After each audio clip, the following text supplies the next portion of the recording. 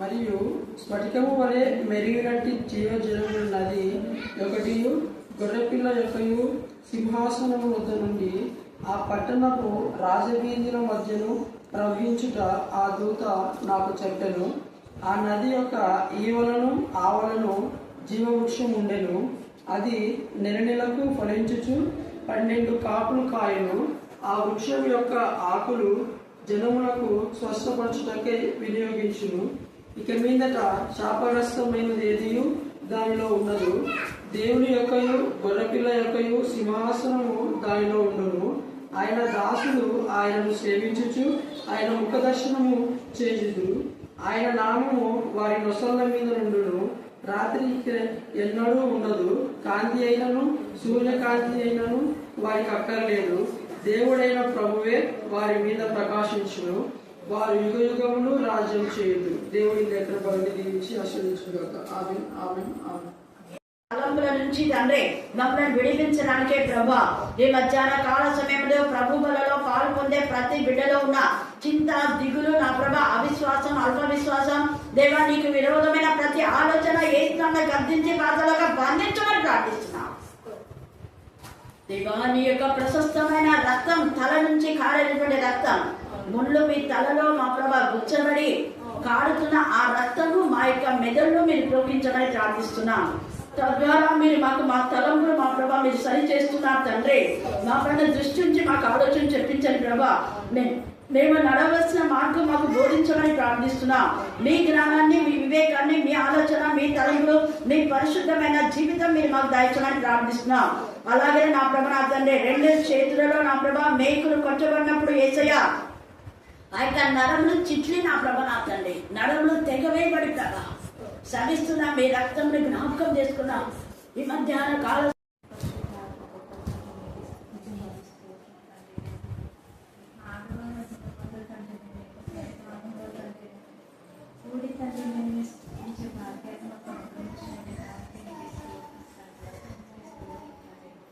విలువైన మీ యొక్క వాకులు తండ్రి మాట ద్వారా తండ్రి మాకు మరుగు చేసిన విధానం ప్రకటన గ్రంథాన్ని తండ్రి ధ్యానిస్తున్నాం, వింటున్నాము అంటే తండ్రి అది మాధన్యత కాదు తండ్రి. మీరు అనుగ్రహించిన విధానానికి నిపిస్తూ ఉంటున్నాం తండ్రి.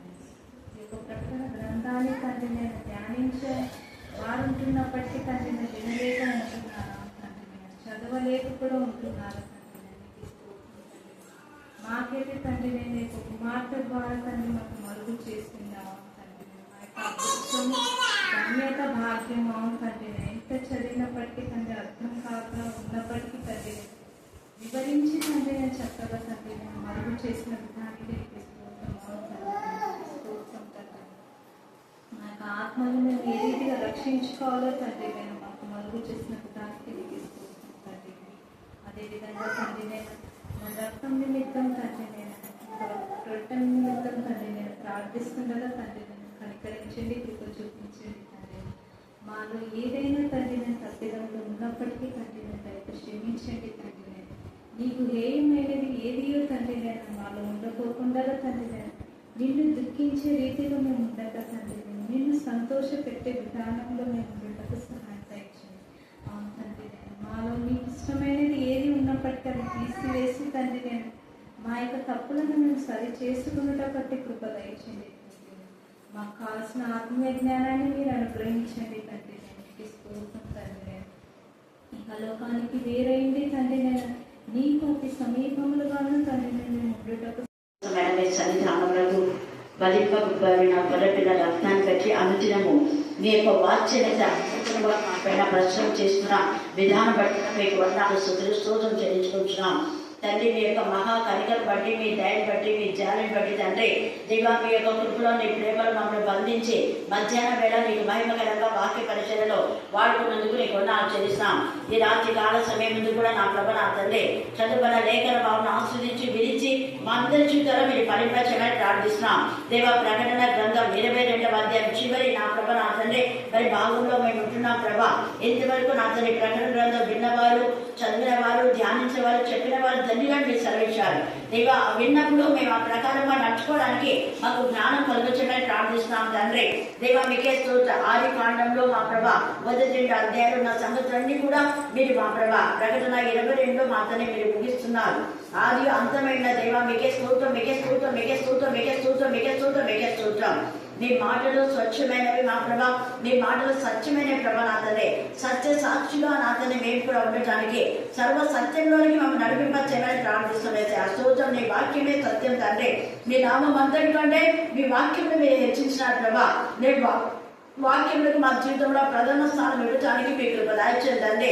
వాక్యం చదువుతున్నప్పుడు ఆత్మ నేత్రం తెరవండి. ఆశ్చర్యమైన సంగతులు గ్రహించగల జ్ఞానం మీరు మాకు కలుగజేయమని ప్రార్థిస్తున్నా.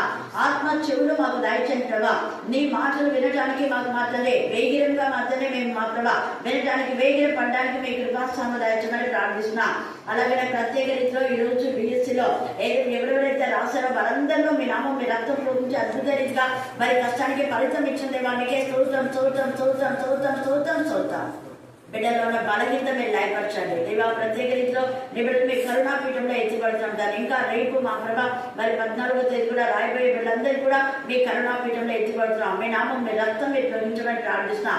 అలాగే వసంతమ్మ కుమార్తె మనిషిని జ్ఞాపకం చేసుకుని బిడ్డ పిల్లల చికిత్స ఇష్టంగా గర్దించమని ప్రార్థిస్తున్నాం దేవా. డిప్రెషన్ నుంచి విడిపించండి విడిపించండి విడిపించండి తండ్రి దేవా. ఈ రాత్రి కాలంలో మేము ఆ బిడ్డ నా ప్రభా క్షేమంగా ఉంది అని మా ప్రభా వార్త వినడానికి మీకు దయచేయండి తండ్రి.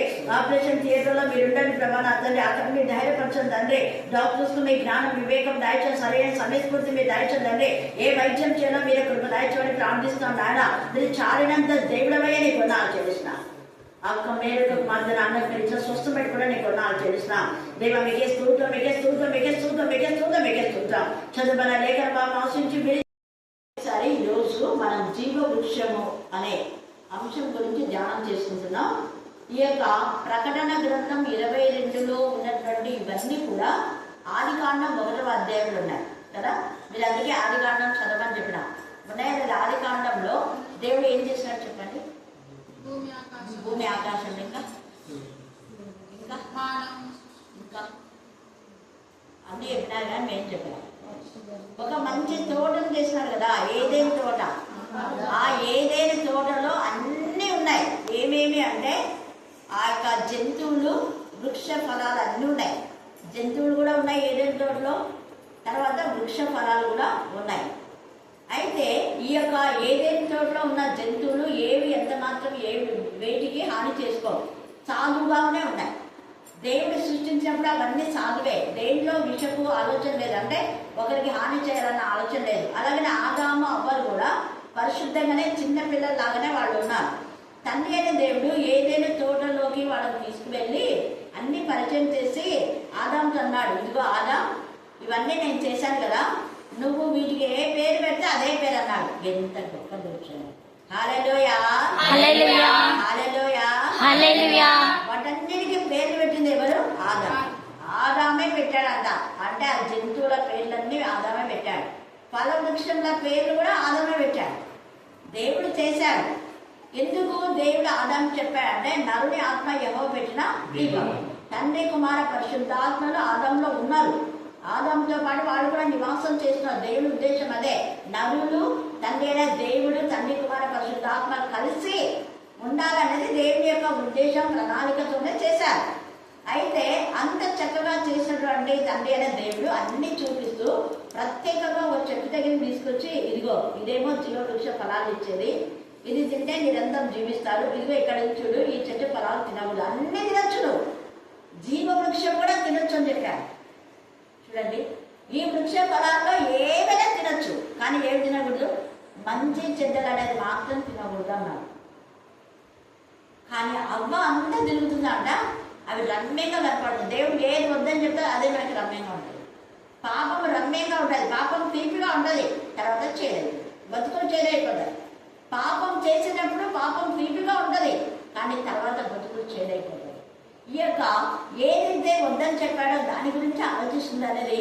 ఆ తోటలో ఆ అపవాది సాతానుడు అప్పుడప్పుడు వచ్చి వాడు వీళ్ళ ఇది గమనిస్తూ ఉన్నాడు. అబ్బా దేవుడు చూడు ఎంత బాగా వీళ్ళతో మాట్లాడుతున్నాడు, నన్నేమో ఒక చిన్న ఒక మాట ముందు తీసి అక్కడ పడేసినాడు, ఈ వీళ్ళతోనే మరి రోజు మాట్లాడుతున్నాడు, ఎంత ఆహ్లాదకరంగా ఉన్నారు, ఎంత సంతోషంగా ఉన్నారు, వీళ్ళ సంతోషాన్ని పాడు చేయాలని అపవాది క్రియలు అంతే.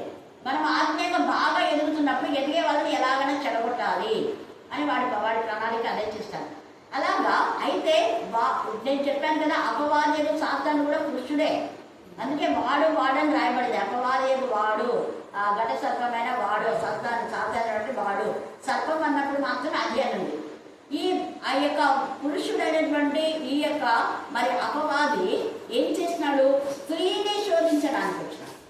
పురుషుడున్నప్పుడు రాలా. ఎప్పుడైనా కూడా మన ఇళ్లలో కానీ, సంఘంలో కానీ, సమాజంలో కానీ స్త్రీలతో పురుషులు ఎవరైనా గొడవ కన్నా వాళ్ళని ఏమన్నా అన్నారంటే వాళ్ళు ఎవరుంటే అపవాది అని గుర్తుపెట్టుకోండి. పింకలు వాళ్ళు గట్స్లేవు, వాళ్ళకు పురుషులతో పోరాడే గట్స్లేవు. ఆదాము ఉన్నప్పుడే వచ్చి చెప్పొచ్చు కదా, లేదు. ఆదాము లేనప్పుడు చూసి ఒంటరి మహిళను చూసి చాలా మంది వంచేది, మోసం చేసేది, పాపం చేసేది ఒంటరి మహిళలను గురించి, తల్లిదండ్రి లేని వాళ్ళను, విధవరాలను, ఇలాంటి వాళ్ళని టార్గెట్ చేస్తారు. తద్వారా వాళ్ళకి శిక్ష వస్తుంది. ఇక్కడ కూడా ఈమె ఒక్కది ఉంది కదా, ఏం పర్వాలేదులే అని చెప్పేసి ఒక్కదిగా ఉన్నప్పుడు మరి ఆదాము ఎందుకు ఆమెను వదిలిపెట్టి వెళ్ళాడో, దేవుడు అయితే ఇద్దరు ఉండమని చెప్పాడు. అయితే ఆదాము లేని సమయంలో ఆమెను మోసగించాడు. కానీ దేవుడైతే ప్రేమగల తండ్రి, మోసం చేసినా కూడా అపవాది క్రియలు లయపరచడానికి ఆయన వచ్చాడు. కాబట్టి అక్కడ నిరంతరము జీవించాలని పెట్టిన జీవవృక్ష ఫలాలు తినకుండా మీరు ఇది తినడం చస్తారన్నాడు. వాడు మరణం తీసుకొచ్చినాం. దేవుడేమో ఎల్లప్పుడూ జీవించాలని దేవుని యొక్క ప్రణాళిక. ఎప్పుడైతే ఈ మరణం అనేది వచ్చిందో, పాపం వల్ల వచ్చి జీవితం అంటే మరణం. ఈ మరణం నుంచి మరలా జీవంలోకి తీసుకురావడానికి దేవుడు తెలిసి తెలియక చేసిన తప్పును ఆ అవ్వను క్షమించి అన్నాడు, ఏం పర్వాలేదులే, వాడు నీ మెడముకు మాత్రమే నీకు బాధ పెట్టాడు, వాడిని తల నుంచి కనబడాలి అన్నాడు. హల్లెలూయా, హల్లెలూయా, హల్లెలూయా, హల్లెలూయా. వాడు ఇలాంటివన్నీ చేస్తున్నాడు కాబట్టి వాడు నరక యాతన వాడు అనుభవిస్తున్నాడు అని చెప్పేసి ఆమెకు ధైర్యం చెప్పేసి అక్కడ నుంచి ఎన్నో మాట్లాడింటాడు దేవుడు. మాట్లాడి పంపించి కొంతకాలం ఉన్న తర్వాత నా ప్రియ కుమారుని నేను పంపిస్తాను అనేది. అంతకంటే కూడా ఆడ వధ గొర్రెగా యేసయ్య ఆది కాండంలోనే వధించబడ్డాడు. ఆది కాండంలోనే యేసయ్య ఈ యొక్క మరణమును విషయమై ఆయన పాపమును సమాప్తి చేయడానికి ఆది కాండంలోనే వధ గొర్రెగా మారాడు. తండ్రి అయిన దేవుని ప్రియమైన కుమారుడు. అందుకనే ఆయన యొక్క ఆ గొర్రె యొక్క మరి చర్మం చుక్కాలం చేసి వారి యొక్క పాపాన్ని కప్పివేశాడు దేవుడు. అక్కడనే పాపం సమాప్తమని చెప్పాలనుకుంటే ఇంకా వాడు కూడా పశ్చాత్తాపన్నారు, అదంతా అయిపోయింది. కానీ తండ్రి అయిన దేవుడు ఇక్కడ ప్రకటన గ్రంథంలో అక్కడ ఉన్నటువంటి ఏదైనా చోట్లయితే రెండు ఉన్నాయి, మంచి చెడ్డది ఇచ్చేది జీవవృక్షం ఉంది. కానీ ఇక్కడ మాత్రము రెండు జీవవృక్షాలు, ఇక్కడ మంచి చెడ్డ లేదు. ఇక్కడ పరలోకంలో చూడండి, దేవుని సన్నిధిలో స్ఫటికము వలె నేరినట్టి జీవ జలముల నది దేవుని యొక్కయు గొర్రెపిల్ల యొక్కయు సింహాసనం వద్ద నుండి ఆ పట్టణం రాజవీధి మధ్య అంటే ఎందుకు ఈ మాట మెన్షన్ చేశాడు అంటే మనం రాజులని యాజ గుంపులో ఉండాలి అని. అందుకే మనం చూస్తే 1 పేతురు 2వ అధ్యాయం 9వ వచనం చదవండి. 1 పేతురు 2:9.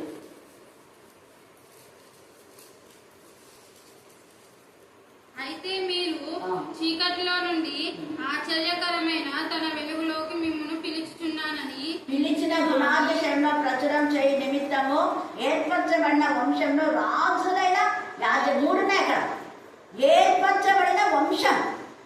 ఎందుకు ఈ మాట ప్రత్యేకంగా చెప్పాడు అంటే దేవుని యొక్క మరి యొక్క ప్రణాళిక మేరకు మనమంతా ఆదాం సంతతే. మనలో ఎవరి జాతి లేదు, కులం లేదు, మతం లేదు. అసలు క్రిస్టియన్ అంటే మతం కాదు. చాలా మంది అవివేకంగా మాట్లాడుతుంటారు. క్రిస్టియన్ అంటే క్రీస్తు వంశావళి, క్రీస్తుకు చెందిన వారం, క్రీస్తు పిల్లలము, క్రీస్తు సంతతి, దేవుని సంతతి అనేది అర్థం అక్కడ. లేదా క్రీస్తు రక్తంలో కడగబడి క్రీస్తులో జీవించే వారే క్రైస్తవులు. క్రైస్తవులు అనే దానికి మతం కాదు. ఆదాము వంశావళి, మనమంతా ఆదాము నుంచే పుట్టాం. ఆదాం నుంచి పుట్టాం కాబట్టి ఆదాం నుంచి నోవహు యొక్క కుటుంబం వచ్చేసింది. అక్కడ ఇంకొక మాట మనం చెప్పాలనుకుంటే కయ్యూను జ్యేష్ఠుడు కదా.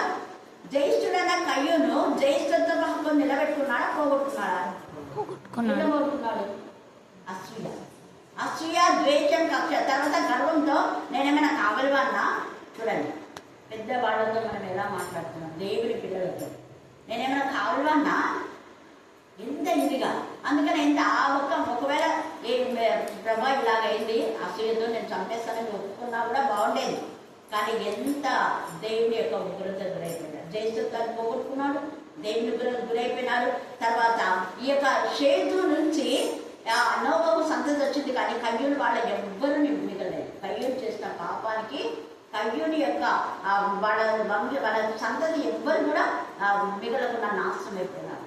ఈ రాత్రి కాల సమయంలో దేవుని మాటకు లోబడితే ఈ జీవ వృక్ష ఫలంలో మనం పూజిస్తాం. దేవుని మాట చాలా చాలా చాలా ప్రత్యేకమైనది. రాజవీధులలో మనం రాజులుగా ఉండాలన్నా, యాజకులుగా మనం ఉండాలన్నా.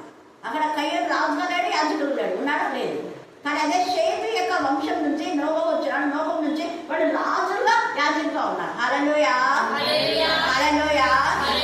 నోవహు నుండి యేసు ప్రభుల వారు చనిపోయే వరకు చనిపోయిన వాళ్ళందరూ కూడా తండ్రి అయిన దేవుడు తన చిత్తానుసారంగా వాళ్ళలో మొదటి పునరుద్ధానంలో పాలైన వాళ్ళలో కొందరిని రాజులుగా చేస్తాడు, యాజకులుగా చేస్తాడు. అందుకని ఇక్కడ రాజవీధిలో అంటున్నాడు. ఇక్కడ రాజవీధిలో తర్వాత ఏమంటున్నాడు, అక్కడ జీవవృక్షం ఉండేది అంటాడు. ఈ జీవవృక్షం అంట నెలకు ఫలించేది. నేను పోయిన సెప్టెంబర్లో చెప్పాను, ఈ యొక్క అక్టోబర్ మాసంలో దేవుడు కొందరి జీవితాలు అద్భుతాలు చేస్తున్నాడు. తర్వాత 200 ఆశీర్వాదం ఇస్తాడని. నిజంగా నాకు 200 ఆశీర్వాదం నేను పొందుకున్నా. మాత్రం అక్క వాళ్ళు కూడా పంట పోయింది అనుకున్నారు, కానీ దేవుడు అద్భుత రీతిగా మరి ఉల్లిగడ్డల పంట మంచి ధరకు, ఒక ట్రాక్టర్ కంటే ఎక్కువనే మంచి ధరకు పోయింది. నాకు కూడా నేను అనుకోలే, అందరూ అడుగుతున్నారు పెన్షన్ నీకు ఎంత వచ్చింది నీకెంత నేను చెప్పాను. అదేంటి నీకు అంత ఎక్కువ వచ్చింది అంటే ఏమో నాకు తెలియదు ఎప్పుడో ఏదో నాది పడంది గుర్తేసింది. హల్లెలూయా హల్లెలూయా హల్లెలూయా హల్లెలూయా. ఏం చెప్తా అంటే మన చేతుల కష్టార్జన మనం దేవునికి మహిమకరంగా యథార్థంగా నిజాయితీగా ఉంటే ఏదైనా మనకి ఎక్కడన్నా సాతాను ఏమైనా చేసినా మాట తిరిగి దేవుడు మనకు ఇస్తాడు, రెండంతల ఆశలను దేవుడు ఇస్తాడు.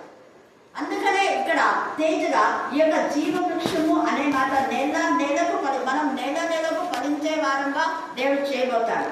తర్వాత చూడండి, దాని ఆకులు అంట ఏమంటే జనములను స్వస్థపరచుటకై. ఒకటి మనం నెలకు ఫలించే జీవితం దేవుడిస్తాడు. జీవ వృక్ష ఫలము యొక్క ఈ యొక్క ఉనికిని మనం జ్ఞాపకం చేసుకుంటే ఆ జీవ వృక్షమే ఈ గ్రంథం. ఈ యొక్క పరిశుద్ధ గ్రంథం అంటే జీవ వృక్షమే. జీవ వృక్షానికి కొమ్మలు రెమ్మలు ఉన్నట్ట అధ్యాయాలు. ఇదంతా గ్రంథం అంతా జీవ వృక్షం అయితే దానికి ఉన్న కొమ్మలు రెమ్మలు అధ్యాయాలు, దానికి ఉన్న ఆకులు ఒక వచనం, ఒక పదానికి ఎంత పవర్ ఉంది. యేసయ్య మాట స్వస్థత పొందువాకనే స్వస్థత పొందారు. నీకు మాట స్వస్థత పొందిపోమ్మా, నీ విశ్వాసం నీకు స్వస్థత కలుగ చేయాలంటే అలాగనే చూపు పొందుగాక అన్నాడు, చూపు వచ్చేసింది. ఎక్కువగా అన్నాడు, తెరవబడును అంటే తెరవబడినారు చెవులు. చెవిటి వారు వాళ్ళ మూగవారు వాళ్ళ నాలుక కూడా విప్పబడింది. ఎంత ఇదిగా తల్లి తాకుమి అంటే ఎంత ఇదిగా చిన్నదానా లేదు. చనిపోయిన వాళ్ళు లేచారు. ఒకే ఒక మాట, అంత శక్తి యేసయ్యలో ఉంది. యేసయ్య నీలో నాలో ఉంటే నీకు నాకు అదే పవర్ దేవుడు ఇస్తాడు. హల్లెలూయా హల్లెలూయా హల్లెలూయా హల్లెలూయా హల్లెలూయా. మరి మన హృదయంలో కూడా జీవవృక్షం ఉండాలంటే ఈ వాక్యంతో నింపబడాలి. అందుకనే కీర్తన 138:2 నీ నామం అందరికంటే ఎవరిని హెచ్చించారంట? వాక్యం. నేను పదే వాక్యం విన్నానని చెప్పేది అందుకే. ఈ జీవవృక్ష ఫలాన్ని మనం వాక్యం ఎంత చదువుతాం అంత ఆశీర్వాదం. 3వ యోహాను 2లో క్రీడాని ఆత్మ వర్ధిల్చున్నప్పుడు అన్ని విషయంలో వర్ధిల్చు ఎలా ఉందంట? సౌఖ్యంగా, సుఖంగా, నెమ్మదిగా మనం బ్రతకాలంటే కూడా అనేకుల కోసం మనం ప్రార్థన చేయాలి. వాక్యము ప్రార్థన. ఒక మనిషి ఎదగడానికి పక్షికి 2 రెక్కలు ఉన్నట్టుగా మన వాక్యము ప్రార్థనలు ఉంటాయి. మన జీవితంలో దేవుడు నెమ్మదిస్తాడు, సుఖవంతమైన జీవితాన్ని కూడా దేవుడు ఇస్తాడు. అందుకే ఈ యొక్క జీవ వృక్షం యొక్క ఆకులు జనంలో స్వస్థపరచుటగా అన్నాడు. మానసిక రోగం అన్నీ పోతాయి. ఈ వాక్యం ఎవరైతే చదువుతారో డాక్టర్లు బాగు చేయలేని రోగం మానసిక రోగము, దురాత్మలు, చేతివళ్ళు, మానసిక శక్తులు, శుద్ధ శక్తులు అన్నీ పోతాయి. ధనపిచాచి, కొంతమంది ధనపిచారే చిన్నారి వాళ్ళ భయంకరమైన ధనపిచాచి, అవి డాక్టర్లు చేయరు. కానీ దేవుడి నుంచే అవి వెళ్తారు. చేతి పడులు, ఎన్నెన్నో క్షుద్ర శక్తులు, క్యాష్మారా ప్రయోగాలు ఉంటాయి. ఇవన్నీ కూడా దేవుని యొక్క వాక్యము ద్వారానే వారికి దేవుడు స్వస్థత ఇస్తున్నాడు. హల్లెలూయా హల్లెలూయా హల్లెలూయా హల్లెలూయా. తర్వాత 3వది, ఇక్కడ మీద శాపగ్రస్తమైంది ఏది ఉండదంట. కొంతమంది చెప్తున్నారు మా ఇంట్లో ఏం శాపం ఉందో అదే. పితరుల యొక్క మరి చేసిన తప్పిదాలు కూడా 4 తరాలకు శాపం వస్తుంది. అయితే దేవుని పైన మనం ఆనుకున్నప్పుడు ఆ శాపాన్ని విడగొట్టాడు. అందుకే ఎజ్రా 9వ అధ్యాయంలో తండ్రి అనే దేవుడికి మొరపెట్టుకుంటాడు, ప్రభా మేము మా పితరులు చేసిన పాపం ఆకాశం నంటున్నంతగా ఉంది దేవా, క్షమించు. దేవుని దగ్గర క్షమాపణ కోరుకున్నారు. మనం కూడా ప్రతిరోజు మనము మన పితరులు చేసిన పాపం కోసమే క్షమాపణ కోరుకోవాలి, కానీ మళ్ళా పాపం చేయకూడదు. క్షమించినందుకు వందనాలు ప్రభాని స్తుతి చేసే వారంగా మనం ఉండాలి. అంతేగాని పాపి అనకూడదు. తర్వాత ఇక్కడ అందుకే శాపగ్రస్తమైనది ఏది దానిలో ఉండదంట. వాక్యముతో నింపబడిన వాళ్ళు శాపమును ఆశీర్వాదంగా మారుస్తుంది. హల్లెలూయా హల్లెలూయా హల్లెలూయా హల్లెలూయా హల్లెలూయా. తర్వాత చూడండి, ఎందుకంటే దేవునికి విరోధంగా చేస్తే ఆశీర్వాదం కూడా శాపంగా అయిపోతుంది. ఇప్పుడు చూడు, కయ్యను జ్యేష్ఠుడు ఆశీర్వాదం ఏం చేస్తాడు? పోగొట్టుకున్నాడు. అలాగనే ఇంకేమైనా జ్యేష్ఠత్వం హక్కును పోగొట్టుకున్నాడు ఏశావు. ఎందుకు జ్యేష్ఠుడు? ఇతనేమో గర్వంతో అహంకారంతో దేవుని నిర్లక్ష్యంగా మాట్లాడినాడు. అసూయతో వాళ్ళ తమ్ముడు యొక్క మరి ఆ యొక్క అర్పణ స్వీకరించినాడని అసూయ వచ్చేసింది. అసూయ ద్వారా జ్యేష్ఠత్వాన్ని పోగొట్టుకున్నాడు కయ్యూను. తర్వాత చంపేశాడు, నరహంతకుడు. కయ్యూను నరహంతకుడు కాబట్టి జ్యేష్ఠత్వం హక్కును పోగొట్టుకున్నాడు. అలాగే ఏశావు కూడా ఏంటి? వ్యభిచారి, భ్రష్టుడు. ఒక్క పూట కూటి కోసమే మన వాళ్ళకు మాట చెప్తే ఎంత కింద ఇదోమాడు అక్కడ జ్యేష్ఠత్వం హక్కును పోగొట్టుకున్నాడు ఏశావు. భ్రష్టుడు, ఇతనేమో గర్విష్ఠి, అతనేమో భ్రష్టు. చూడండి, నరహంతకుడు, ఇతను వ్యభిచారి, రెండు ఉన్నాయి. ఏశావు లాంటి భ్రష్టుడైనా వ్యభిచారి అయినా మీలో ఉన్నాడు, జాగ్రత్తగా చూసుకోండి అన్నాడు. జ్యేష్ఠత్వం హక్కు పోయింది. ఒక పూట కూలి కోసం తిండికి ఆశించాడు. శరీరాశ, నేత్రాశ, జీవం డబ్బుల నుంచి విడుదల పొందాలి. అందుకనే ఈ యొక్క రాజ్యకాల సమయమందు అక్కడ ఏశావుకు వచ్చే ఆశీర్వాదాలు శాపం అయిపోయినాయి. అయితే యాకోబు పేరే మోసగాడు, కానీ ఏమొచ్చినాయి? ఆశీర్వాదాలు. హల్లెలూయా, హల్లెలూయా. కానీ అతనేం మోసం చేయాల, న్యాయంగానే ఎర్ర చిక్కుడు కూరగాయ వంటకం వాళ్ళందరికి ఇచ్చి అప్పుడు జ్యేష్ఠత్వం తీసుకున్నాడు. రాజులాగానే తీసుకున్నాడు, వాళ్ళే అక్రమంగా తీసుకోలేదు. కాబట్టి అంటే ఆసక్తి, దేవుని యొక్క ఆశీర్వాదాల పైన, జ్యేష్ఠత్వం పైన ఆశ కలిగిన వాడు యాకోబు. దైవికమైన విషయాల్లో ఆసక్తి కలవాడు యాకోబు. అందుకనే యాకోబు యొక్క 12 మంది కుమారులు ఆస్వాదించమన్నాడు. ఏశావు కుమారులు ఆస్వాదించమన్నారా? లేదు. దాని ద్వారా జ్యేష్ఠత్వం హక్కును ఒకటి పోగొట్టుకున్నాడు. రెండవది, ఈ యొక్క ఏశావుకు యాకోబుకి ఇద్దరికి పడదు, ఇద్దరికి భయం. అక్కడ సమాధానం కొన్నాడు బాగానే. తర్వాత వాళ్ళ పిల్లలు ఇప్పటికీ కూడా గొడవలు అదే. ఏశావు సంతతికి యాకోబు సంతతికి ఇదే గొడవ, జ్ఞాపకం చేస్తారు. అలాగనే ఇస్సాకు, ఇష్మాయిల్. చూడండి, కారణం ఏంటంటే జ్యేష్ఠత్వపు హక్కును పోగొట్టుకున్న వాళ్ళు ఇలాగనే ఉంటారు. అలాగనే మనం చూస్తే ఇంకా చాలా, రూబేన్ కూడా కదా, రూబేన్ కూడా జ్యేష్ఠుడే కదా, కానీ పోగొట్టుకున్నాడు. ఎందుకు? వ్యభిచారం. తన యొక్క పినక తల్లి లాంటి ఆమెగా పాపం చేశాడు. అందుకనే 49వ ఆదికాండం 49లో యాకోబు అందరికి బ్లెస్సింగ్స్ ఇస్తూ తన కుమారుడు రూబేన్తో చెప్పాడు, నువ్వు జ్యేష్ఠుడివే, కానీ నువ్వు చంచలుడు. నీ తండ్రి యొక్క పడకం పాటు చేశావు కాబట్టి జ్యేష్ఠత్వం నీకు లేదు, తీసేసి. మనష్యకు వచ్చింది, యోసేపు యొక్క కుమారుడికి వచ్చింది. హల్లెలూయా, హల్లెలూయా, హల్లెలూయా, హల్లెలూయా, హల్లెలూయా. ఈ రాత్రి కాలశంలో భయంకరమైన పాపపు ఆలోచనలో ఉంటే జీవవృక్ష ఫలాలను భుజించేది ఉండదు, పైగా శాపం ఉండదు. కానీ దేవుని బిడ్డకైతే శాపం ఉండదు. శపితమైన వాళ్ళు ఉండేది 2 అంచులు, ఆ యొక్క 2వ మరణంలో ఉంటారు వాళ్ళు, మన నిత్య అగ్నికి ఆకుచైపోతారు. అలా కాకుండా మనం జీవవృక్ష ఫలాలను మనం తిని నెలకు ఫలిస్తూ మన స్వస్థత పొంది శాపం నుంచి, పాపం నుంచి విడుదల పొందాలి. తర్వాత దేవుని యొక్క గొర్రెపిల్ల యొక్క సింహాసనం దానిలో ఉండడం ఎవరిలో? అక్కడ ఉంటుంది మన హృదయంలో. మన హృదయమే దేవునికి మందిరం. అందుకే అక్కడ దేవుని సింహాసనం ఉంది, గొర్రెపిల్ల సింహాసనం ఉంది. తర్వాత ఆయన దాసుడు ఆయన సేవించుకు ఆయన ముఖ దర్శనము చేయించింది. ఎవరు ముఖ దర్శనం చేస్తారు అంటే హృదయ శుద్ధి గలవార్ధంలో మన దేవుని చూస్తారు.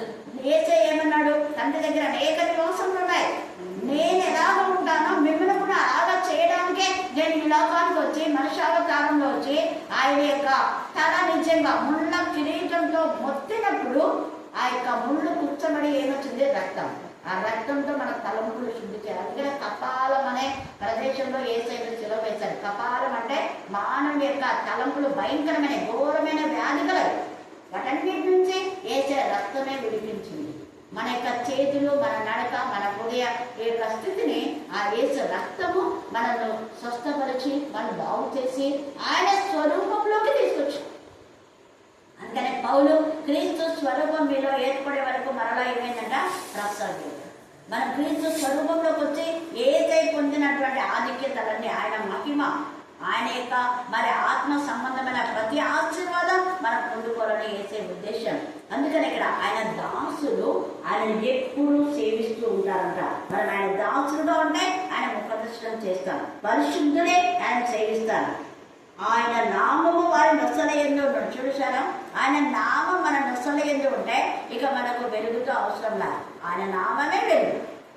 అందుకనే నొసలయందు ఉండు అంటే మనం ఎక్కడ పోతే ఇప్పుడు మన నొసల్లో బాగా మంచి డైనమైట్ బల్బు ఉందనుకోండి, మనం ఎక్కడ పోతే అక్కడ వెలుగు వస్తుంటే అట్లనే మన నొసలయందు అంట. నొసలయందు ఆయన నామంలో, అందుకే ఆయన నామంలో మనం జీవించాలని పదే పదే నేను చెప్పేది. రాత్రి ఇక ఎన్నడూ ఉండదు, దీపకాంతి అయిన సూర్యకాంతి అయిన వారికి అక్కర్లేదు. దేవుడైన ప్రభే వారి మీద ప్రకాశం, నిత్య దీపము దేవుడు మనలో ఉంచుతాడు. కాబట్టి ఈ యొక్క రాత్రి కాలసందు జీవవృక్ష ఫలమైన ఈ వాక్యంలో మనం భుజించినప్పుడు మనకు ఏమొస్తుందంటే మనం ఎల్లప్పుడూ జీవిస్తాం, మనకు ఆరోగ్యం ఉంటుంది, మనలో శాపం ఉండదు, శాపం నుంచి మనం విడుదల పొందుతాము. తర్వాత ఎల్లప్పుడూ ప్రభువుని సేవిస్తుంటాం, ఎల్లప్పుడూ వెలుగులోనే మనం ఉంటాం. అక్కడ రాత్రి పగులు అనేది లేదు కాబట్టి ఎప్పుడు అక్కడ తెరబడే ఉంటుంది. ఎప్పుడు దేవుడికి మహిమకరంగా దేవుడిలోనే ఆనందిస్తున్నారు. దేవుడు ఈ యొక్క లేఖన భావంలో దీవించి ఆశీర్వదించు బాగా. ఆమేన్ ఆమేన్ ఆమేన్.